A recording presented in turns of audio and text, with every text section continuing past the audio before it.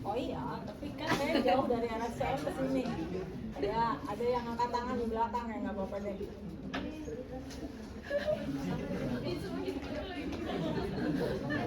Kita adalah orang-orang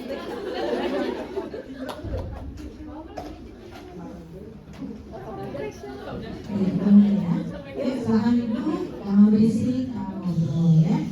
Artinya Anda kesini, saya akan Anda itu satu hal yang dalam menjadi seseorang apapun kita adalah bersyukur.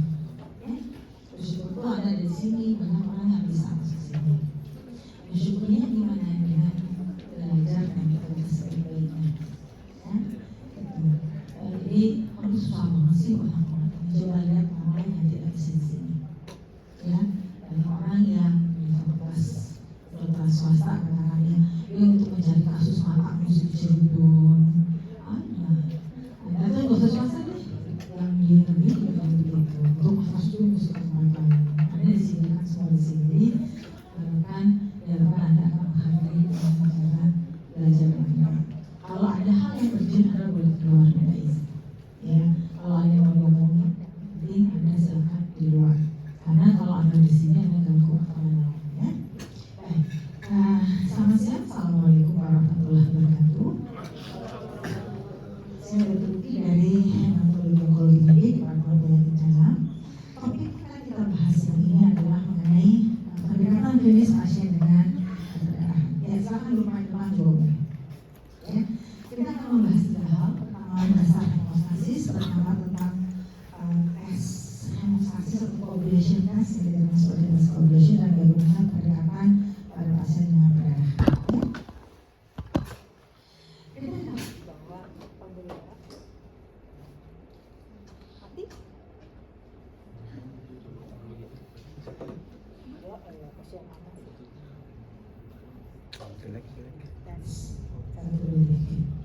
Ini mau istirahat. Dan jadi ketahui ini adalah ini pembuluh darah. Resolusinya atau bagusnya. Ini dari ini pembuluh darah. Jadi kalau Anda tahu bahwa hemostasis adalah suatu proses untuk mempertahankan darah dalam kondisi cair. Sebenarnya itu simpel gitu ya. Karena apa? Karena kalau tidak cair tentu dia tidak akan berfungsi. Ya. Nah, untuk mempertahankan itu dia memerlukan berbagai proses komponen. Yang komponen sebenarnya banyak, tetapi yang utama adalah trombosit, endotel pembuluh darah, dan juga faktor pembekuan. Di sini kita lihat di sini ya. Jadi kalau kita lihat di sini ini pembuluh darah, lalu ini adalah sel endotel, dan ini berbagai yang disekresikan dan beberapa melakukan satu koagulasi. Yang pertama adalah ini. Tentu agak sangat banyak. Kalau kita lihatnya di katakan di emergency kadang-kadang di kasus trauma gitu ya. Ada juga banyak data yang menunjukkan bahwa pasien-pasien dengan masif trauma lalu dia ada masuk trauma perdarahan pada kondisi yang HB rendah, koagulasinya juga tidak bisa berjalan. Padahal kalau di sini kan cuma ada trombosit, faktor pembekuan, hemolisis, endotel. Jadi sebetulnya juga banyak hal-hal yang mengganggu, tapi ini adalah komponen utamanya. Ada kan step atau tahapan yang utama dalam hemostasis. Anda mungkin sudah lihat di Mas ya, Mas saya sudah upload slide-nya yang lalu adalah interaksi dari pembuluh darah dengan supporting structures. Oleh karena itu kalau misalnya Anda nanti jaga gigi gitu ya, Anda nggak bisa tuh Anda bagus biar aja deh nanti berlanjut sendiri. Ini dokter gigi kalau habis cabut gigi juga mesti ditekan ya, karena dia mesti menghentikan perdarahan. Itu dia supporting structure. Jadi darahnya bisa vasokonstriksi, bisa nutup, tapi yang penting supporting structure tidak terbuka. Jadi yang vasokonstriksi tidak terbuka. Lalu peran trombosit, lalu coagulation system, ada yang mengatur dengan gerakan natural inhibitor dan juga remodeling dan repair. Karena kalau nggak remodeling dan repair dia nggak akan membaik, dia akan menjadi trombus terus. Nah, secara umum semua proses hemostasis itu adalah balance, keseimbangan antara trombosit, keseimbangan antara sistem koagulasi dan pembentukan trombin, dan juga bagaimana fungsi endotelnya. Nah, keseimbangan itu yang akan menyebabkan apakah seorang pasien itu suatu saat akan dalam kondisi protrombotik atau cenderung trombosis, atau suatu pasien dalam kondisi yang tertentu dia bisa dominannya perdarahan, ya. Nah, untuk memudahkan memahami itu dibagi proses-proses ini menjadi primer, sekunder, dan tersier, ya. Nah, mengapa? Karena dalam darah yang kita bahas pembuluh darah itu ada anticoagulant properties, ada komponen-komponen yang lebih banyak ke arah antikoagulan, ya. Kalau ada faktor yang memicu pembekuan dia akan meninggalkan atau yang membalance, ya.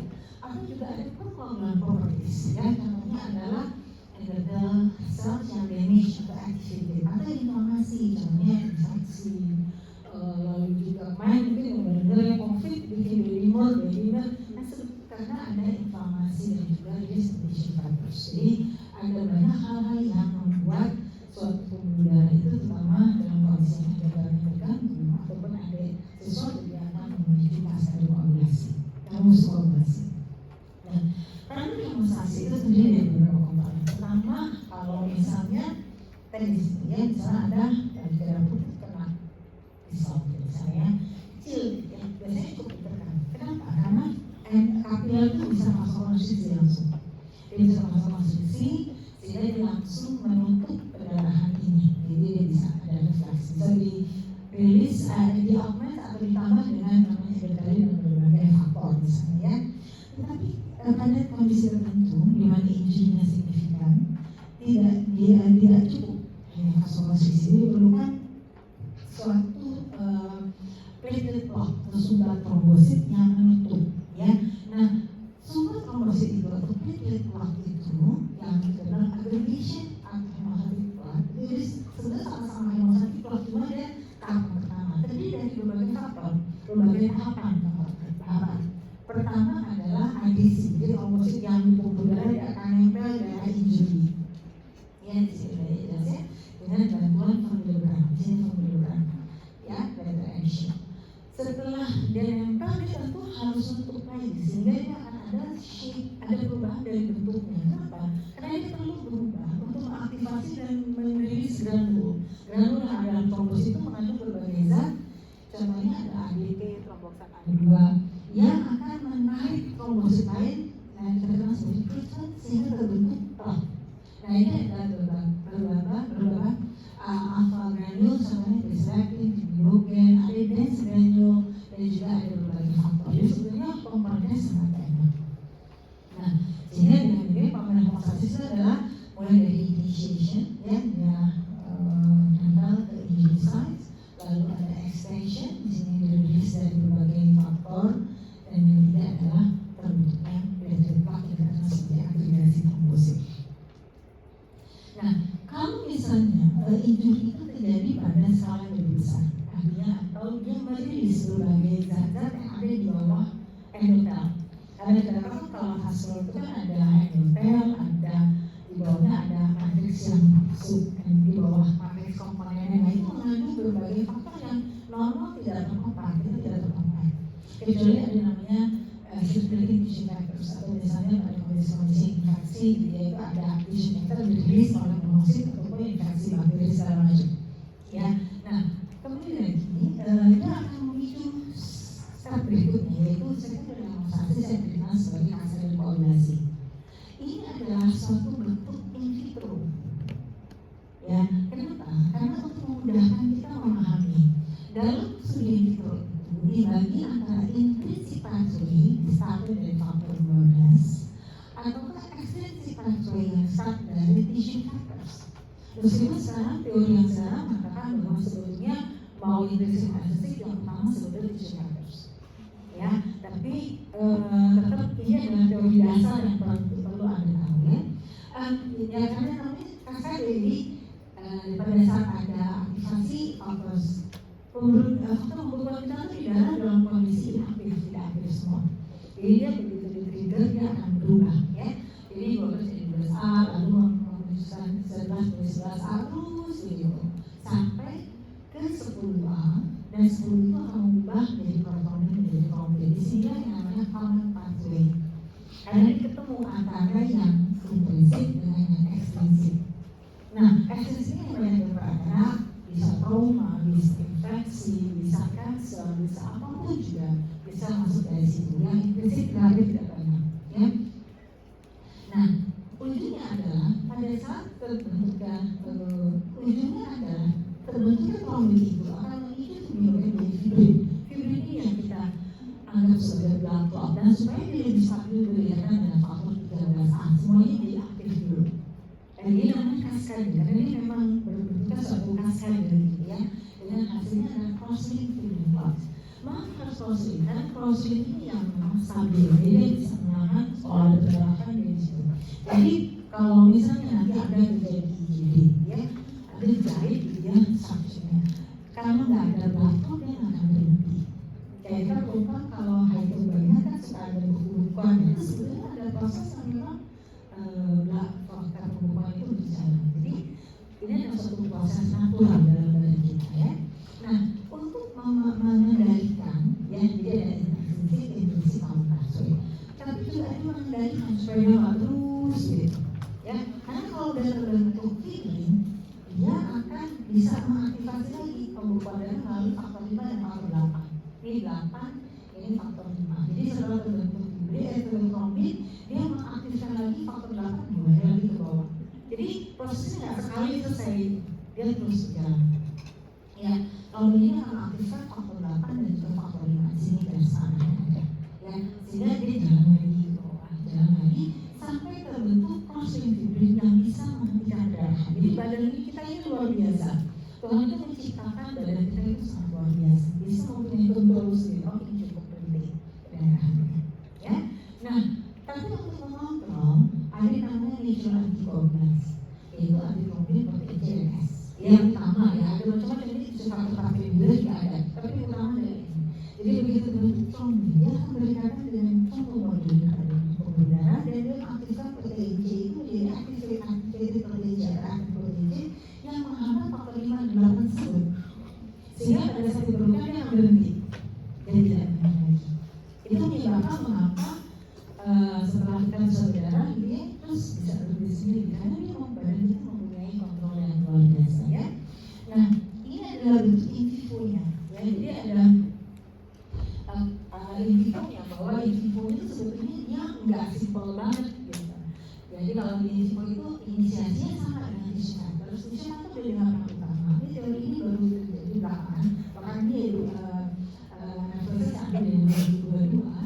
Dan ini dari tissue culture akan berkaitan dengan imunosit, atau infeksi, lalu ada cancer juga bisa. Tissue culture dari mana-mana. Jadi akan mengaktifkan berkaitan dengan faktor 7 sama seperti esensi tadi. Lalu dia masuk, dia activated protein terjadi lagi. Jadi prosesnya itu setelah kaskade, setelah hemostasis sekunder, dia nggak ngelewatin tuh yang hemostasis primernya, dia aktifkan lagi. Jadi satu proses yang bukan jalan satu arah, tapi dia bisa mengaktifkan lagi trombosit, rilis lagi berbagai faktor pembekuan, lalu dikatakan sebagai amplifikasi, dan ini kembali lagi kita kenal sebagai complication dengan hasil akhir yang sama.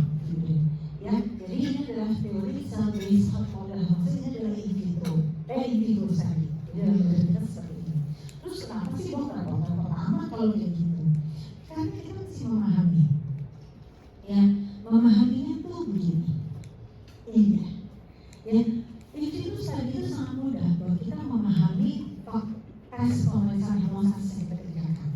Ya, karena kita lihat di sini ya. Ini kan yang intrinsik ya, ini adalah tempat bekerja tempat partial tromboplastin atau APTT atau activity ya.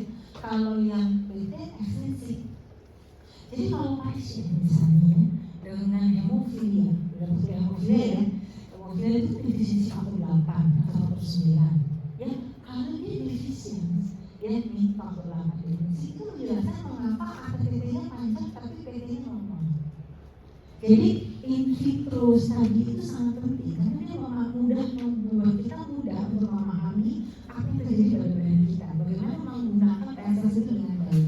Oleh karena itu, meskipun sekarang sudah menggunakan cell based model, beberapa teman kalau kita bikin national acara nasional tuh teman-teman dari Bandung tuh, makanya kita kan biasanya mix ya, dari UI, dari Unpad, dari Banjarmasin, Makassar ya. Teman-teman dari Bandung tuh nggak suka pakai ini, tidak begitu. Karena mereka juga kalau di Unpad mereka pakai lomba astrografi, nggak pakai lomba astrografi, mereka nggak pakai PDAPT. Tapi saya bilang kalau saya tetap mempertahankan karena ini basic, gitu. Jadi perkara basicnya juga begini gitu. Tapi kan kalau mengajarkan ke Anda nggak bisa bypass gitu, Anda mesti ngerti basicnya gitu ya. Jadi boleh nggak pakai ini? Boleh gitu. Karena mereka memakai metode yang mereka pakai kalau berlangsung kalau di hasil sedikit. Boleh nggak ya? Boleh. Tapi yang penting memahaminya dengan baik. Yang penting itu memahami dengan baik dan benar ya. Nah, setelah fibril terbentuk tentu harus analisis. Karena kalau enggak sih trombusnya akan mengganggu aliran pembuluh darah kan, dia mesti dialisis. Itu yang dikenal sebagai dialisis sebenarnya remodeling. Ya, jadi kalau ada luka, Anda nanti perjalanan luka, penyembuhan luka itu amazing. Tapi kalau ada di sini, Anda akan lihat bagaimana penyembuhan luka itu semua yang saya sebut ada primer, sekunder, dualisis, remodeling. Nah ini ada hal-hal yang meregulasi. Pada saat terbentuk trombus itu, trombin terbentuk, plasminogen akan teraktivasi. Aktifatnya adalah tisu plasminogen activators. Ada juga yang menginhibit atau supaya dia menghambat. Jadi kembali lagi semua adalah tentang balance. Sehingga sekunder, tersier semuanya balance. Ya, sehingga terjadi dialisis tapi ini cukup untuk menjaga supaya tidak ada pendarahan ulang. Nah, jadi secara garis besarnya skematik ya. Dalam perjalanan ini bolak-balik gitu ya. Ini adalah kalau ada vascular injury ya, ada vasokonstriksi, lalu ada platelet activation ya. Ini rilis yang dirilis adalah pelajaran yang di bawah kulit kita dengan bantuan fibrin akan membuat platelet block. Lalu pas ada koagulasi dengan pembentukan fibrin akan membentuk blood clot. Kombinasi dengan ini yang termasuk sekarang konsensus dan pada akhirnya setelah nanti ada fibrosis atau fibrillation. Ini yang mengontrol adalah antitrombotik controls ya. Nah, kedua bagaimana memahami? Tadi saya sampaikan ya. Jadi kalau misalnya bagaimana menginterpretasi ini ya, orang boleh jago teori tapi kalau dia nggak bisa interpretasi, ilmunya masih belum lengkap ya. Nah, dalam memahami ini, kalau pasien dengan perdarahan, kita mesti lihat ada beberapa komponen. Pertama adalah platelet count dari plasma. Karena tadi kan yang proses sebelumnya ada trombosit di situ ya. Jadi kalau trombositopenia, artinya tentu tidak akan selalu cukup untuk mempertahankan perdarahan. Ya, tetapi dan bisa mengukur fungsinya dulu ada bleeding time. Sekarang bleeding time sudah jarang dipakai. Ya, tetapi dalam prakteknya dia masih sangat diperlukan, terutama remote area. Ya. Lalu kedua adalah APTT, tadi sudah disebutkan sama APT. Beberapa kondisi memerlukan fibrinogen dan trombin tergantung dari kondisinya. Ya, nggak semua. Nah, dalam memeriksa pasien dengan perdarahan penting untuk melakukan pemeriksaan CBC. Jadi jangan cuma cek trombosit saja. Saya masih cukup sering dapat rujukan dari dokter umum yang kalau pasien perdarahan yang dicek cuma trombositnya doang. Padahal nomor satu, kita mesti pasti apakah trombositnya benar dengan trombositopenia, apakah dia pseudo trombositopenia. Biasanya karena EDTA kan kita kalau ngambil darah, atau yang ngambil darah kan pakai yang ungu ya. Nah itu ininya tuh untuk DPL, dia darah berlepas atau CBC itu pakai EDTA. EDTA itu ada beberapa kadang-kadang membuat trombositopenia karena dia mengikat. Ada pasien saya yang sangat tidak, dia bilang, dok saya kalau kesini saya udah bilang sama labunya disebut X ya, saya kalau ambil darah jangan pakai EDTA, saya pakainya sikat. Saya bilang dia sangat pintar. Ini tahu bahwa dia itu darahnya akan potensial membuat antibody, sangat pintar pasien itu. Jadi saya bilang benar sekali. Jadi dia kontrol tahu apa yang harus dilakukan. Tetapi juga dalam mengantisipasi trombositopenia itu jangan semua bilang DBD ya, semua trombositopenia DBD karena kayaknya aku bilang DBD ya. Kalau DBD cuma trombositnya saja itu HB-nya tinggi ya, karena HB-nya rendah dibilang DBD juga gitu ya. Karena kita tahu ada beberapa pasien trombositopenia karena misalnya leukemia. Jadi dalam melihat pasien perdarahan harus pakai CBC, complete blood count, karena kita sekalian dengan digitalnya kita lihat ya. Jadi sudah lihat ini. Nah, umumnya pemanjangan BNPT merepresentasikan faktor-faktor yang ada di komponen ini ya. Jadi kalau misalnya, nah, contohnya misalnya Kalau PT itu umumnya faktor 2, 7, 9, 10 atau 27, 11, 12. Karena dia ada fibrogen di sini nih, karena dia malah mencakup ke kamar kardiolin. Ya, tapi juga seringkali jadi kalau misalnya pasien dengan hipersirosis, kita pasti PT. Karena dia kan defisiensi faktor pembubahannya itu vitamin K dependent, itu ada di umumnya memajang adalah PT, tapi APTD-nya normal. Ya, atau bisa juga pasien warfarin terapi, dikombinasi warfarin ya untuk pengajaran ya. Tapi bisa juga kadang-kadang pendek karena apapun quality and function. Ya, di swing lama, pukul. Nah itu akan memicu tissue factors yang ada di dalam pembuluh dalam jaringan. Ya, jadi mengambil hemostasis itu mesti lebih ke artis. Ambilnya minimal manipulasi, ambil pukul-pukul, kasih tahu susternya. Anda adalah edukator untuk suster-suster, untuk perawat-perawat. Jadi mereka kan nggak belajar ini, jadi mereka ada ajarin. Jadi kalau hemostasis jangan diambil paling belakangan, kolesterol duluan segala macam. Ambil duluan karena dia yang paling sedikit manipulasi. Kenapa? Supaya tissue factors yang ada di bawah endotel itu tidak teraktivasi. Ya, lalu tapi juga bisa pada beberapa kondisi misalnya komunikasi, bisa juga karena ada beberapa perlakuan pre-analytical yang tidak tepat. Sedangkan kalau APT umumnya karena kita lihat dia tempatnya sudah pasti akan menjadi andalan kita untuk men-screening pasien dengan hemofilia ya, karena dia ada di intensif. APT panjang, APT normal kita punya 48 bisa juga pada pasien yang heparin bekerja mengikat dengan beberapa faktor yang ada di intensif, tapi dia juga bisa memanjang pada lupus antikoagulan. Ya. Nah, oleh karena itu pada saat menyikapi selalu problem PT APT kita mesti lihat ya faktor mana sih yang berkontribusi utama. Gak usah ngapalin ini, gak usah ngapalin. Saya juga nggak mau ngapalin, tapi ini memahami ya. Oh kalau dia PT panjang, APT-nya seperti apa? Oh saya ngapalin karena ini memahami. Lalu ketiga bagaimana memahami untuk menggunakan dasar-dasar hemostasis dan ilmu ini untuk aplikasi. Karena yang paling penting di aplikasi adalah nomor satu, kalau Anda datang pasien yang perdarahan ada anamnesis. Ya, saya kasih contoh pasien ini. Ini pasien saya. Pasien saya itu sebetulnya pasiennya jantung karena dia adalah fibrillasi, hipertensi, jadi benar ke jantung. Saya sekali-sekali doang gitu. Ya. Nah, pada saat jantung itu yang saya rawat ya, itu kenapa? Karena ada nih kasih fotonya. Saya minta izin ke anaknya untuk pinjam, untuk senang, untuk ngajar selama itu dibolehkan. Ya makanya saya bilang jangan masukin ke medsos. Karena ini punya orang kan gak enak. Apa ini kan area yang privasi ya.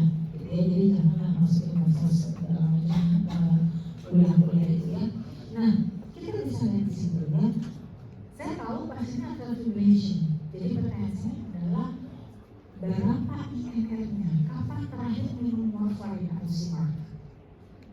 Dan ternyata memang pasien itu minum warfarin, terus dia mengalami respiratory infection pada waktu selanjutnya suka nggak mau makan, terus dehidrasi, nutritional state, terus lalu mulai dehidrasi. Nah pada saat kekasih mulai karena dehidrasi ya karena dia masih minum warfarinnya tuh regular gitu, padahal minumnya makannya udah kurang bagus. Bilalah pada saat masuk IGD, kalau masuk IGD karena dia naik lagi, dokternya itu takut hipoksemia, takut stroke dan lain-lain. Dia analisis gas darah lebih femoral, karena kan di sini susah. Ya, Anda bisa bayangkan INR-nya tinggi karena dia dehidrasi, akibat bahkan dia karena dia beberapa hari nggak mau minum makan karena dia infeksi, jadi ya bukan pneumonia berat. Terus INR tinggi selalu dikasih puncture di sini. INR itu sekitar 4 atau 5. Ya. Jadi jadinya seperti ini. Ya, jadi anamnesis sangat penting. Ya, banyak beberapa kasus di rumah sakit itu yang pasiennya komplain. Saya udah siap loh, mau diteropong, dokter baru nanya, lu pakai pengejar darah nggak? Pakai katanya. Akhirnya ditunda tindakannya. Iya kalau pasien kooperatif, ada pasien kooperatif dia komplain. Saya udah cuti, saya udah datang, selalu tindakannya ditunda. Ya, tapi juga pasien yang dokternya lupa dia nggak bilang habis sinusitis itu otak berdarah kali itu. Ini tamponnya berdarah. Dia bilangnya lu saya lupa bilang ke dokter THT-nya saya belum pengen darah. Jadi anamnesis sangat penting, ya. Anamnesis, pemeriksaan fisik yang baik, ya. Jadi jangan kayak kata-kata Anda yang saya suka omelin. Kardiomegali kenapa pasiennya kardiomegali? Karena fotonya begini, kok Anda nggak bisa fisik sebelum gitu? Karena dia bisa tuh nggak bisa batas jantung kanan, batas jantung kiri. Dan itu kalau Anda sudah biasa, pemeriksaan itu tidak lama sebenarnya. Itu kan reguler, makanya Anda melihat semakin terampil, ya. Lalu sebetulnya semiakan lagi karena seringkali ada kesalahan. Medical check up tidak termasuk tentang darah sebetulnya. Jadi kalau ada pasien pernah tuh, saya medical check up nggak tahu ya, maksudnya memang medical check up tidak masuk dalam hemostasis sedang di pembekuan darah, kecuali harus dikasih tertentu. Ya, nah sebetulnya indikasi klinikas itu ada pasien perdarahan akut. Kedua, pasien dengan dugaan perdarahan tendensi tadinya bisa menjadi kondusif. Dan ketiga, kalau dia mau ada invasive procedure, ya mau operasi, mau endoskopi, biopsi, segala macam, barulah kita indikasi mengajarkan. Ini bukan medical review.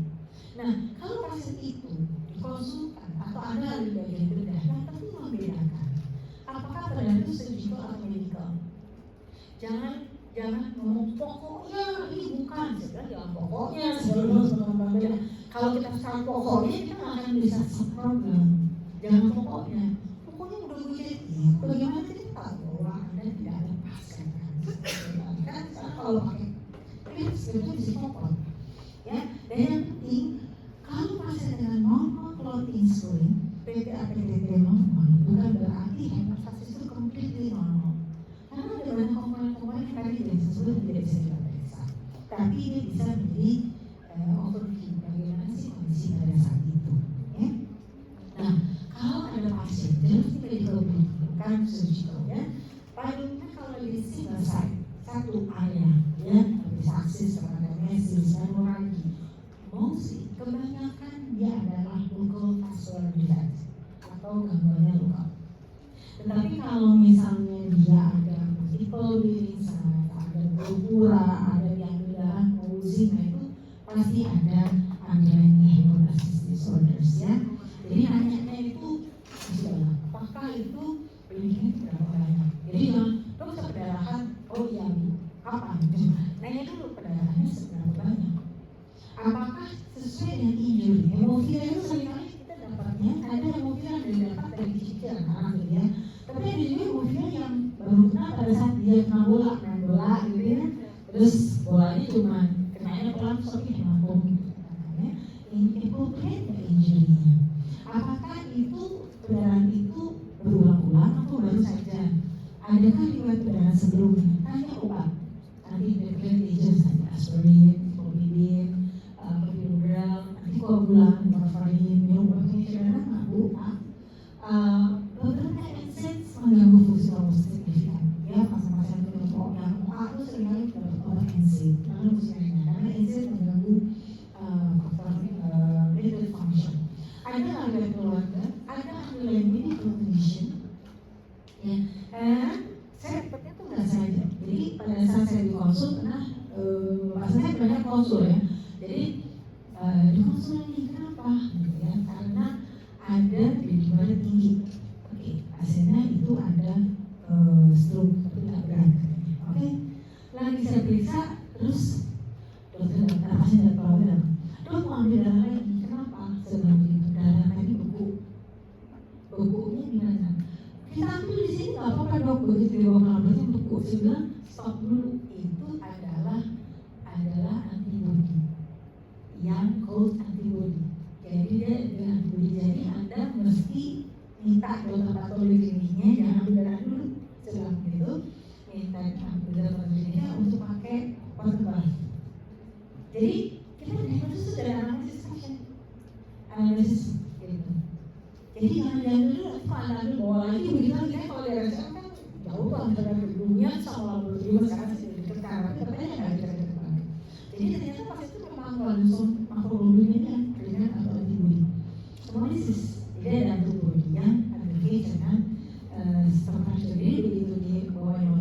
suhunya 37, ya darah masukin ke situ tabungnya, aman. Jadi analisis penting. Perhatikan lagi ada medical condition. Makanya saya bilang, oh pantesan dia stroke karena water stroke adalah suatu kondisi hematologi di mana hiperviscositasi sangat tinggi karena penyakitnya, ya. Lalu apakah ada medical atau surgical problem atau surgical, ya. Kadang-kadang pasiennya trombositnya rendah, terus diam, selalu minum obat apa, baru dinunjukin, oh ini antiviral untuk HIV, ya. Beberapa pasien obat-obat antivirus bisa bikin anemia dan trombositopenia. Jadi dalam menginterpretasi apapun Anda mesti nanya sama pasiennya, ya. Obat-obat harus dipakai, dilihat. Secara umum kalau kau ASDD, pasiennya bisa trombositopenia, betul dysfunction, betul. Ya, kalau misalnya masih kecil, nanti ada beberapa anaknya itu udah ada perdarahan, ya. Itu adalah bisa severe hemofilia atau ada pengguguran yang severe, yang beberapa yang bisa. Kalau injury related bleeding biasanya mild. Kalau yang newborn tapi ada facial beberapa umumnya adalah suatu kelainan yang spesifik yang kita kenal ini herediter, yang kita kenal sebagai plasmatoblastenia atau Bernashulia. Ini defisiensinya di reseptor ini. Ini trombosit yang kita bahas tadi itu kecil-kecil, ada reseptornya banyak. Dia nempel trombosit endotel melalui follicular factors. Terus dia bisa ATP induced conformation change. Jadi kita bilang platelet change, lalu dia ada aktivasi, dia berikatan reseptornya. YP23A itu berikatan dengan trombosit lain, YP1B dengan ada komponen salah lainnya, sehingga dia akan membentuk platelet plug. Makanya kalau dia ada penyakit ini, saya punya pasien tapi memang diagnosisnya di Singapura karena kita nggak bisa cek reseptornya di sini, ya. Dari situ bilang saya dengan glasman, oke, itu pasiennya mau kardioversi jantung, itu bilang oke, nanti saya bantu untuk awasi, ya. Dan ada juga platelet storage di sini kadang-kadang harus kita. Tetapi bisa juga dia acquired kenapa? Obat-obat yang diberikan, ya. Ini contohnya aspirin, clopidogrel, icovigin, obat-obat yang pengecekan darah bekerja pada trombosit itu bekerja pada reseptornya. Kita ada trombosit itu biar kecil reseptornya banyak sekali, ya. Ini tadi YP23A, YP1B yang rendah dan endotel, dan ini juga bagaimana ini dengan asal koagulasi. Ya, jadi ini adalah tempat bekerja aspirin di trombosan. Kalau clopidogrel itu ada di reseptor, YP23A blokir di sini. Jadi nanti kalau misalnya jadi dokter, jangan jadi dokter kerjanya ritual. Kalau Anda boleh begitu, udah kayak kalau begini obatnya begitu, kalau begini begitu. Kenapa? Nggak tahu. Bagaimana menjelaskan itu? Nggak tahu. Ya, jadi nanti ada jadi dokter yang baik. Kalau ada Bu, ada mau jadi jantung, ya. Saya kasih obatnya begini. Hal yang mesti waspadai adalah ini. Karena Anda tahu bahwa pada saat dia pertama obat dia berisiko untuk darah, tapi untuk memproduksi jantungnya, ya. Nah, lalu juga misalnya secondary hemostasis, ya, defisiensi faktor jelas hemofilia ada, ya, liver disease. Ini hemofilia ini di sini ada di kuliah saya yang di PPT saya, hemostasis disorder sama di IC kalau dibaca, ya. Ini semua ini bagian dari secondary hemostasis, semua di bidangnya dewasa yang banyak kan, ya. Anak ada tapi tidak banyak, ya. Makanya oleh karena itu pasien validasi dia bisa consumption, bisa juga ada multiple organ failure karena ischemic, jadi secara microcirculation tapi juga bisa ada perdarahan karena consumption. Nah, tata laksana jadi tergantung mau yang mana yang terkena yang mana, gitu, ya. Yang paling relatif gampang pada anak kutip gampang, ya. Ada faktor A, ada faktor 8, ya kan? Konsentrat, ya, nih ada banyak pembimbingan, kalau itu sekitar kalau nggak ada, gitu, ya, kita udah akan ini atau B misalnya kombinasi atau plasma derived hybrid concentrates, misalnya paling gampang faktor ini. Kalau nggak punya gimana dong? Trauma, kecelakaan, ruptur limpa, dia mau operasi, ya. Nah, kita menggunakan plasma konvalesen. Jadi tergantung kondisi akuarnya apa. Tapi kalau misalnya perdarahan tadi kayak pasien yang tadi saya sampaikan, karena misalnya warfarin dan darah, ada simpul menekan pastikan di lokal yang ada perdarahan,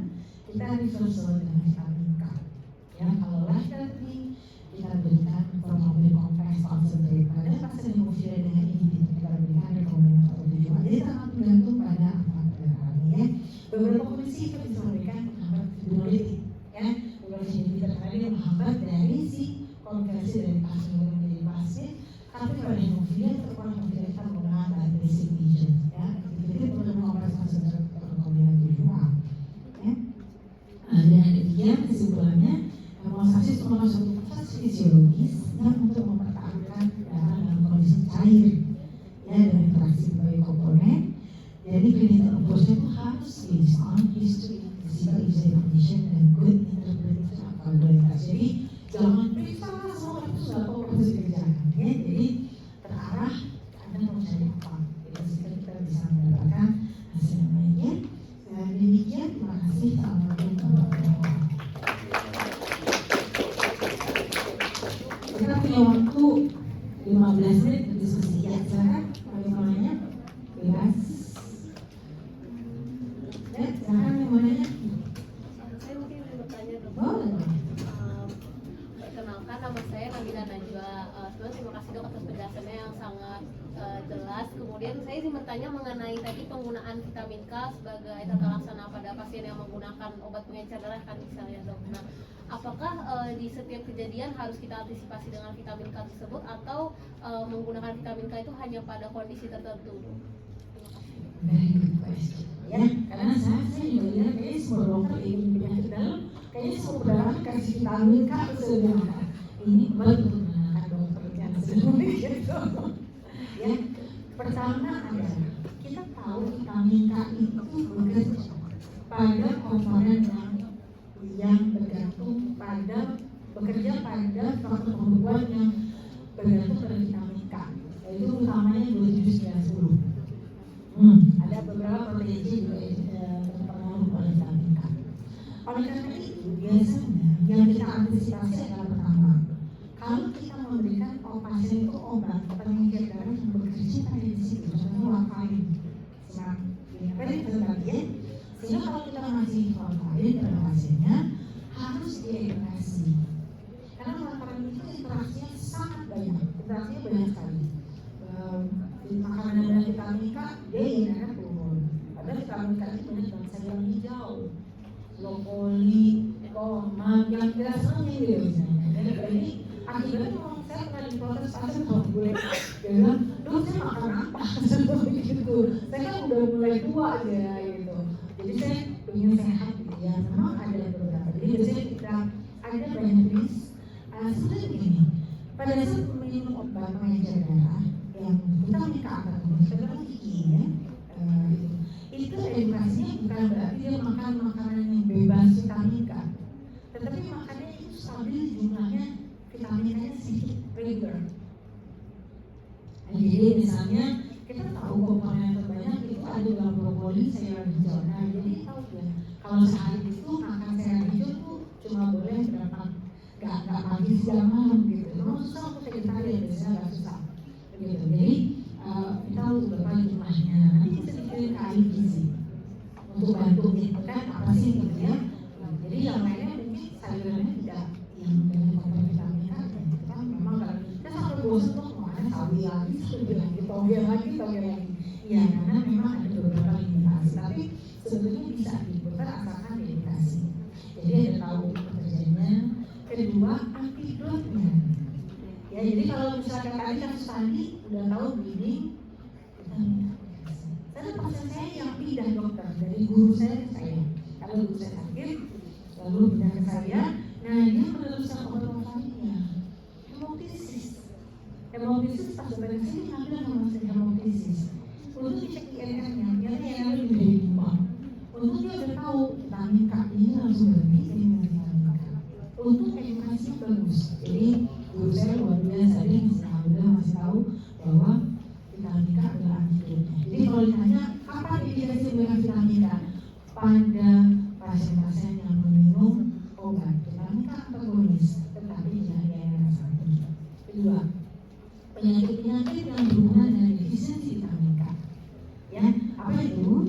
Liver disease. Tapi tentunya kan cirrhosis juga ada satu A, B, dan C. Ya, tidak semua kalau A umumnya dia tidak terlalu berat. Cirrhosis tapi kan ada gradasinya. Mungkin yang C kita hambur. Pada pasien-pasien dengan prolong mendapatkan antibiotika dosis tinggi, biasanya pasien-pasien ICU, pasien-pasien saya yang akut yang dalam kemoterapi yang agresif, intensif sebulan dapat antibiotik, kita perlu kasih vitamin karena dia akan deficiency. Jadi ada yang memang indikasinya kuat, ada yang memang sebetulnya tidak diindikasikan. Jadi selektif. Vitamin K itu sangat sedikit kebutuhannya. Ya, ada di bulan saya di situ ada bicara. Kalau ada di tuh kalau kita cukup 1, 2 atau 5 miligram. Beberapa kalau mijat 10 miligram. Ya, tetapi nggak perlu dikasih sampai 3 kali 10 miligram. Sebenarnya tidak diperlukan. Ya, nah saya ini memang nggak banyak yang membaca. Jadi kalau memang ada lokasi banyak, ada untuk reversal itu sebetulnya nggak perlu banyak. Ya, itu jelas ya. Terima kasih. Ada yang mau tanya? Silakan. Ya, silakan. Ada yang mau tanya? Bebas mau tanya. Nanti bingung, mulai ini ada pasiennya. Dok, dulu apa ya? Dok, mau izin nih. Ya, silakan. Saya mungkin masih agak bingung yang tadi bagian yang sini. Oke.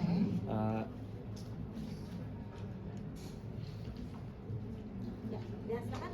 Lanjut aja.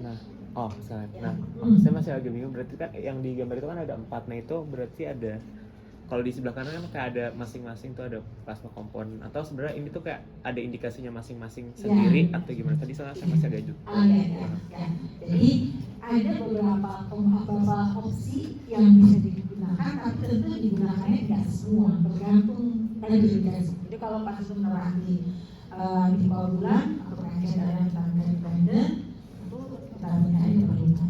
In certain condition ya misalnya hematemesis memang banyak karena pecah dalam autosomalus sangat masif, dia diperlukan vitamin K dan plasma komponen. Tapi kalau pasien itu dengan hemofilia, jelas dia hanya memerlukan plasma komponen. Jadi artinya 4 ini adalah opsi-opsi yang sering digunakan pada pasien-pasien dengan perdarahan. Tetapi penggunaannya sangat menggunakan indikasi. Ya, terima kasih. Kasih.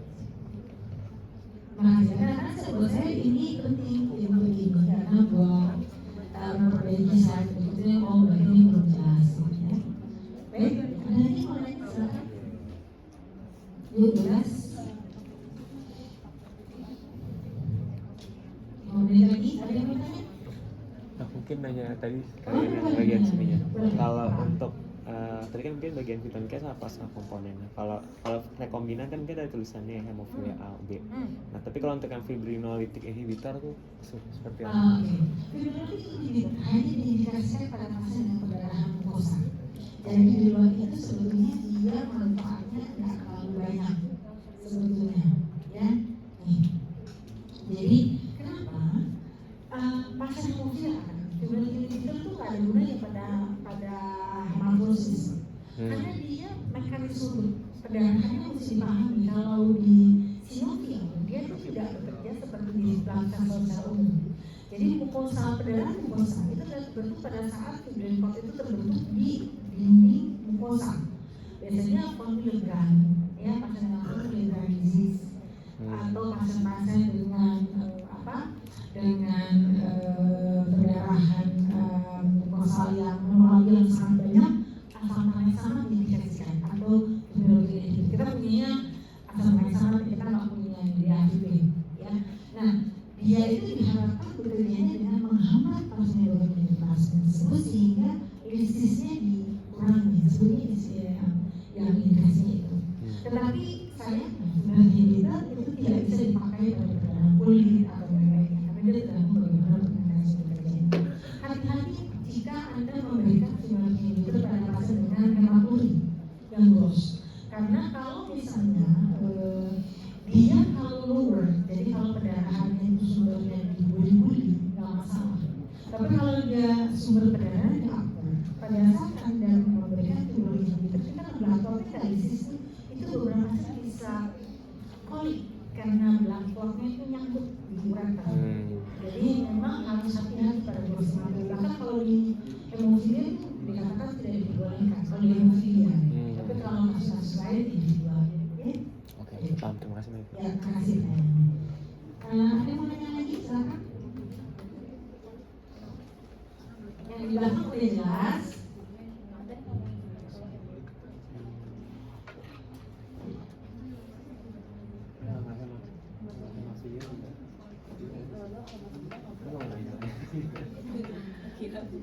Harus pikir lagi. Ya.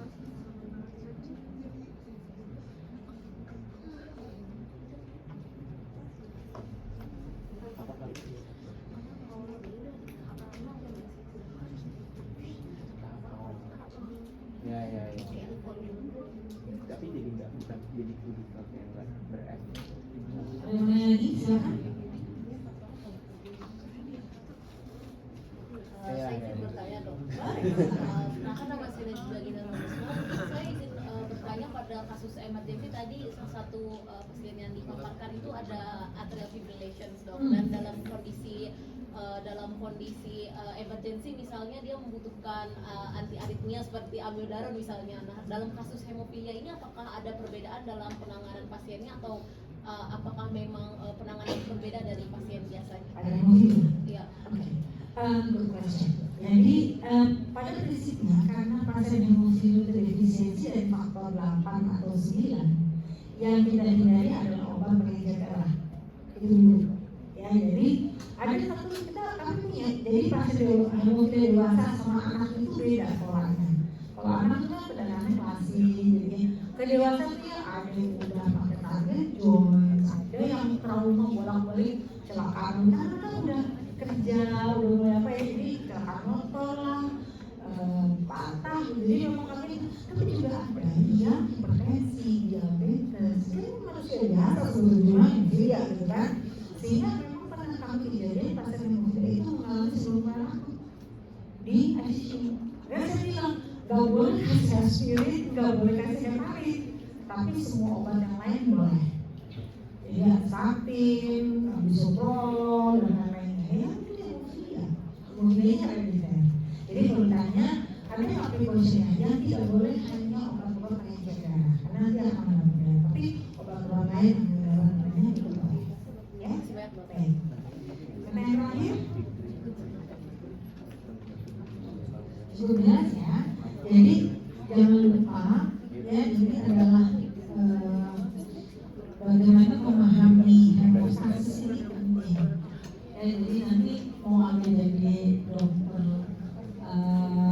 perusahaan, dokter bedah, dokter PHT, anak, dokter dalam seperti saya. Pemahaman ini penting karena kalau nggak memahami nanti jadi akibatnya bekerjanya secara ritual. Padahal kita menghindari bekerja secara ritual ya. Dan satu hal yang terakhir saya kasih, dan saya 3 tahun terakhir ya kalau di poliklinik kan anak ketemu saya di poliklinik hematologi ini. Saya ini nggak ada satu pun loh mahasiswa yang saya tanya, ada dulu ingat nggak kan ada kasusnya kan anemia gitu kan ya, anemia hemolitik, ada ingat nggak dulu yang ngasih kuliah anemia hemolitik siapa? Anemianya siapa? Wah, hemolitik anemianya siapa? Nggak ingat. Terus saya tanya, pasiennya dengan trombositopenia MS, ada tahu nggak dulu trombositopenia ngasih kuliah siapa? Saya tahu karena itu udah peneliti. Karena dulu saya bikin buku rancangan itu waktu BRP itu awal saya bikin. Saya udah 21 tahun di desa, jadi udah cukup lama gitu, bukunya masih jelek gitu kan. Jadinya saya ingat gitu, trombositopenia itu ada nggak sih sebenarnya? Enggak tahu. Terus saya tanya lagi, acak ya, ini acak nih. Terus saya tanya, ada ingat nggak saya ngasih kuliah apa? Enggak tahu juga. Ya, jadi makanya oleh kami itu sekarang kuliah itu bikin offline, karena kami merasa retensi ilmunya sangat sedikit. Ya, retensi ilmunya sangat sedikit. Online itu udah pasang itu sebentar. Online itu udah pasang mukanya ada tapi ini tunggu. Atau dia dengerin tapi ada gadget tua di situ. Atau jangan-jangan di Jogja ada banyak dok maaf offline karena pulsa. Masih nggak boleh, videonya nggak boleh. UGM itu semua offline, mau dari S1 sampai masa sarjana harus pasang video all times. Lebih dalam mereka daripada kita di UI. Karena saya tahu, karena suami saya ambil MBA di sana. Memang mau digalakkan diri daripada kita ya kalau di sama saya. Jadi kembali lagi, ya kalau kami sih dengan Anda ya alhamdulillah, gitu ya. Tapi ilmunya jangan lupa.